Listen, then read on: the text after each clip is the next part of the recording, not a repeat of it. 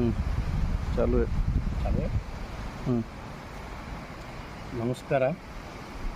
ನಾವು ಪಾರಂಪರಿಕ ವೈದ್ಯರು ಬಸವನ ಬಾಗೇವಾಡಿ, ಆಮೇಲೆ ಪಾರಂಪರಿಕ ವೈದ್ಯ ತಾಲೂಕಾ ಸಂಚಾಲಕ ಬಸವನ ಬಾಗೇವಾಡಿ.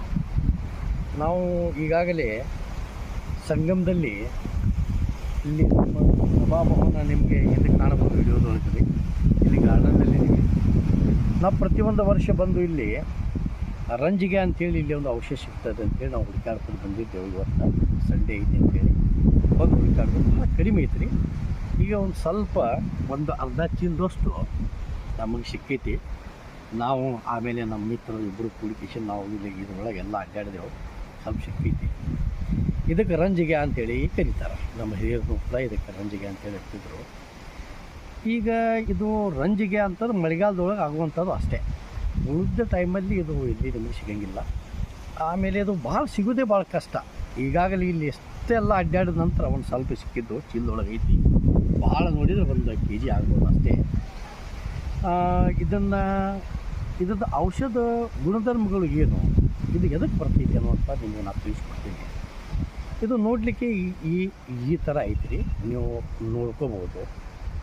ಇದರ ರಂಜಿಗೆ ಅಂತೇಳಿ ಕರಿತೀವಿ. ಇದಕ್ಕೆ ಸ್ವಲ್ಪ ಬಿಳಿ ಹೂವು ಆಗ್ತಾವೆ ಇಷ್ಟೇ.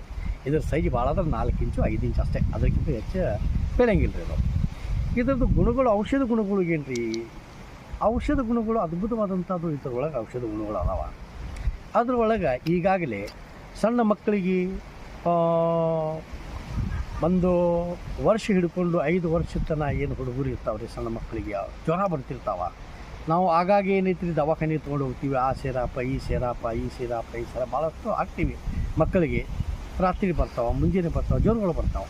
ಇದಕ್ಕೆ ಏನೈತಿ ರೀ, ಇದನ್ನು ನೆರಳಲ್ಲಿ ಒಣಗಿಸಿ ಇದಕ್ಕೆ ನಾವು ಚೂರ್ಣ ಮಾಡಿ ಮನೆ ಒಳಗೆ ಇಟ್ಬಿಟ್ಟಿವಿ ಅಂತಂದ್ರೆ ಒಂದು ಅರ್ಧ ಚಮಚದಷ್ಟು, ಒಂದು 2 ಕಪ್ ಅಥವಾ 1 ಕಪ್ ನೀರೊಳಗೆ ಹಾಕಿ ಅದಕ್ಕೆ ಕುದಿಸಿ ಸೋಸಿ ಮಕ್ಕಳಿಗೆ ಒಂದು 2 ಚಮಚ ಕುಡಿಸಿಬಿಟ್ರೆ ಜಸ್ಟ್ ಒಂದು 10 ನಿಮಿಷದಲ್ಲಿ ಜ್ವರ ಕಡಿಮೆ ಆಗಿಬಿಡ್ತಾವೆ. ಇದು ಒಂದು.